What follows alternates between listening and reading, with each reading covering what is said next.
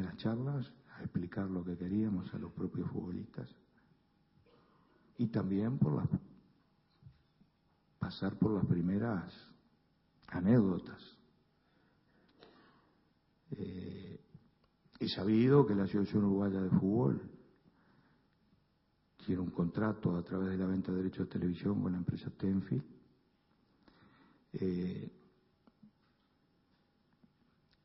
Que no hubo ningún juicio de valor sobre ese contrato, pero lo que determinó que en el primer momento, que ya estábamos entrenando con los jugadores del medio local acá, creo que fue a partir de abril del 2010, cuando quisimos empezar a contactar a los futbolistas uruguayos que juegan en el exterior, en la OFF teníamos dificultades hasta para conseguir los teléfonos.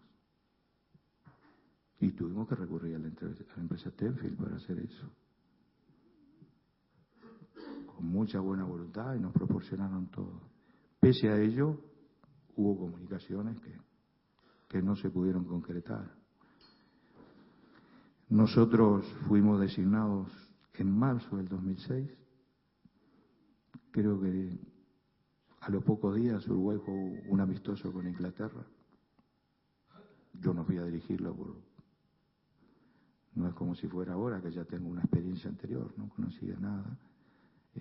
Fue Gustavo Ferrín como entrenador, pero para esta segunda experiencia pusimos la condición que yo iba a estos partidos, sí tenía por lo menos 10 días antes en el lugar donde se disputaba el primero para trabajar con los futbolistas que fueran.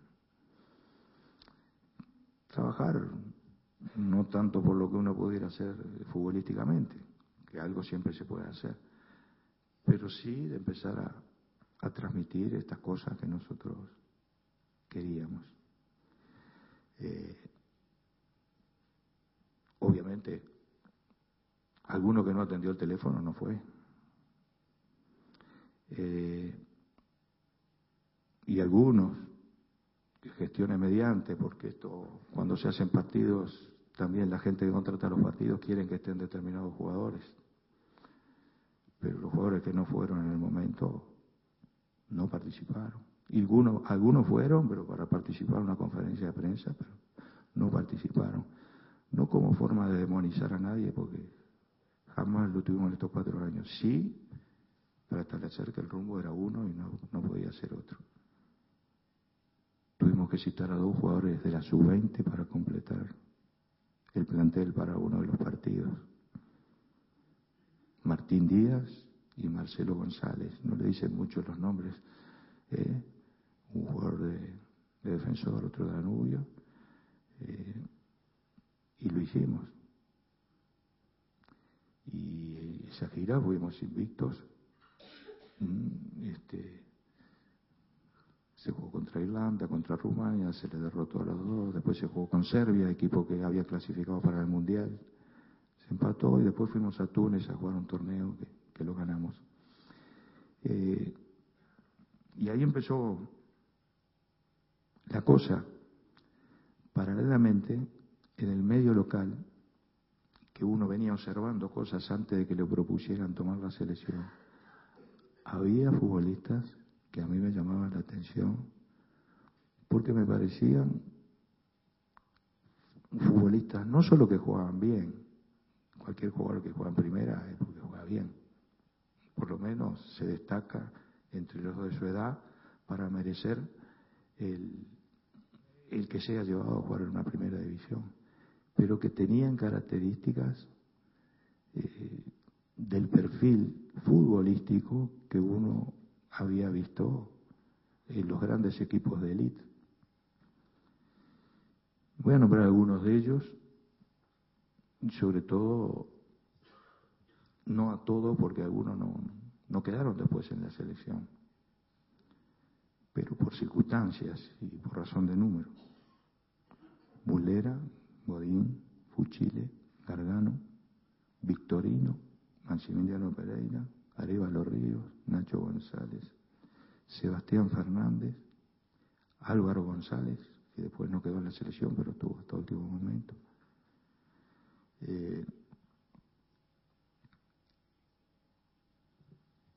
Y después, en el 2007, se suman, en fines de 2007, 2008, ya se empiezan a sumar a la selección mayor estos jugadores que hablaba de los juveniles, Suárez, Cáceres, Cavani. Le estoy hablando de 14 futbolistas que estuvieron en el Mundial. Y en ese momento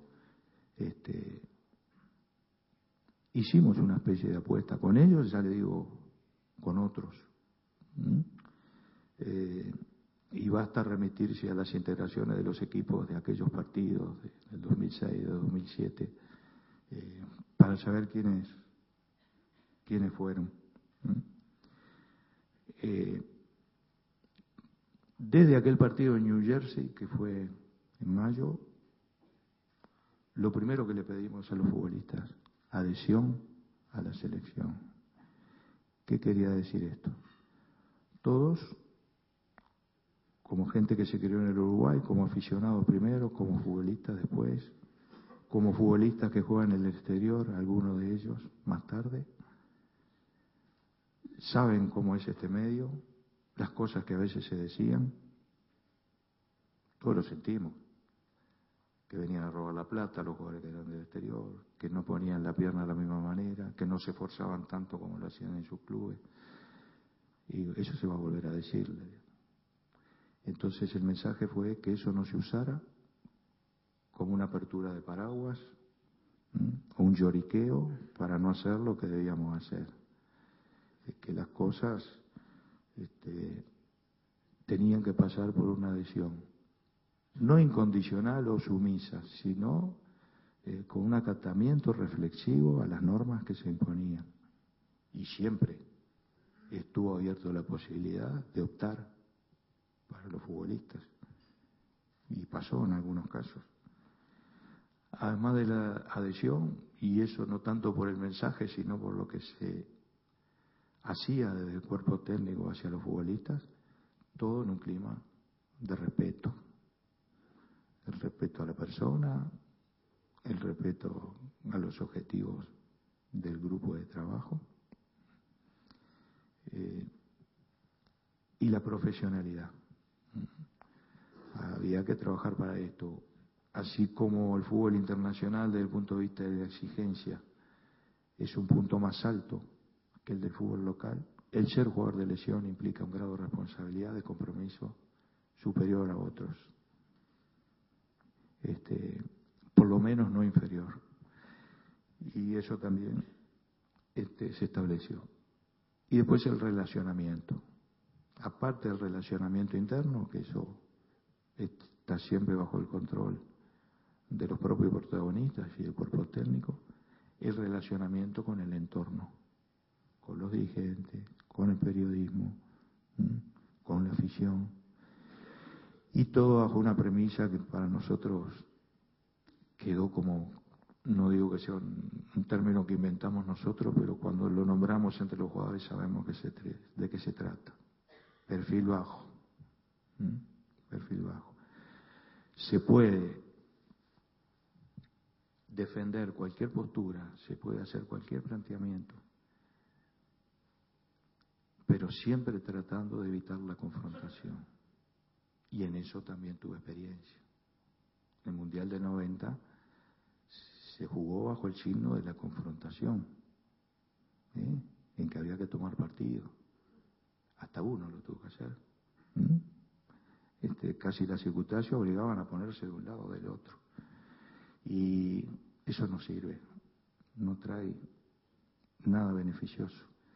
Obviamente que con el correr del tiempo cambian las condiciones y en este momento yo le puedo decir que este grupo de futbolistas defiende sus premios, defiende la posibilidad de hacer viajes que no lo desgasten físicamente más de lo necesario, concretamente viajar en ejecutiva, sobre todo cuando hacen viajes de más de 10 horas. Pero en ningún momento dejando de hacer lo que tienen que hacer y no renunciando a nada, pero tampoco usar la fuerza o la coerción prácticamente como un arma que uno la tiene siempre en la mano, Eso se ha hecho parte de esto y es una cosa que hay que tenerla en cuenta en la selección mayor. Otro tipo de problemas en las selecciones juveniles no existe. La contraparte, los jugadores les pedimos cosas, ¿qué les damos? Y eso partía de nuestra responsabilidad. Organización, que las cosas se hicieran seriamente, atender todos estos problemas puntuales de los viajes, del complejo celeste, complejo de alto rendimiento, está mal dicho. No existe en nuestro país ningún complejo de alto rendimiento. Es otra cosa, que puede ser que en algún momento haya, pero no es nada de lo que hay. La primera vez que yo fui al complejo fue después de ser nombrado entrenador. Y por supuesto, como vivía en este país, sabía cosas que se habían dicho, que decían dirigentes, que decían aficionados, que decían futbolistas. Algunos decían en alguna nota, el complejo se tendría que llamar de bajo rendimiento. Y después algunas anécdotas, que no había esto, que no había lo otro, que no servía para nada. Lo conocimos, vimos que era una realidad muy mejorable, pero muy importante. Por la experiencia que teníamos nosotros de conocer algunos complejos deportivos de alto nivel, como puede ser Milanello, como puede ser la Villa Olímpica de Vélez Sarsfield. En cuanto a lo básico, en una versión mucho más modesta, se podría llegar a algo que diera independencia de la selección en cuanto al lugar donde haga su trabajo y en cuanto al lugar donde conviva. Ningún hotel del Uruguay le puede dar a la selección el grado de privacidad que tienen los futbolistas cuando concentran ahí. Pero había cosas que mejorar, había que mejorar esas condiciones y en este momento todo lo que pueda ofrecer un hotel lo tiene la selección, ¿no? En cuanto a que haya mucamas haciendo la cama todos los días, eso lo hacen los propios futbolistas o el personal, pero sí en cuanto a garantizar el descanso, la alimentación,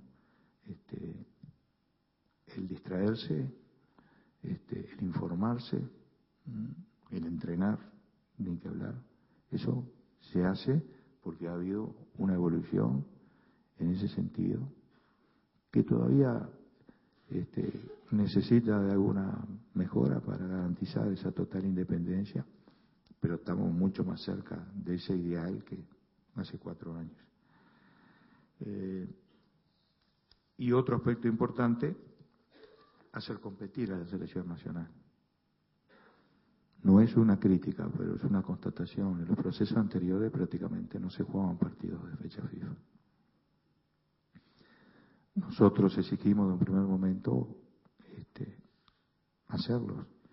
Y esta primera gira fue por una situación similar a la que se tiene ahora, que la empresa que contrató con la asociación tiene derecho a determinado número de partidos en el año, a veces no se realizan y a veces se acumulan. Aquellos partidos respondían a eso, como algunos de los que se están haciendo ahora, que recién me enteré ayer yo, porque tuve la primera reunión con el Consejo Ejecutivo para esos temas. Y los objetivos deportivos entran dentro de la responsabilidad del cuerpo técnico y tienen que ser defendidos, sin desconocer que hay un fútbol empresa que está muy enraizado en el profesionalismo y también hay que atenderlo. Entonces nosotros empezamos a jugar muchos partidos y eso permitió ir tentando una estructura básica en cuanto a futbolistas que integraran la selección, de acuerdo al perfil y de acuerdo, siempre esto ha existido, a lo que marcase la realidad. Obviamente, la interpretación de eso iba a ser nuestra, pero atender mucho a lo que nos decía la realidad.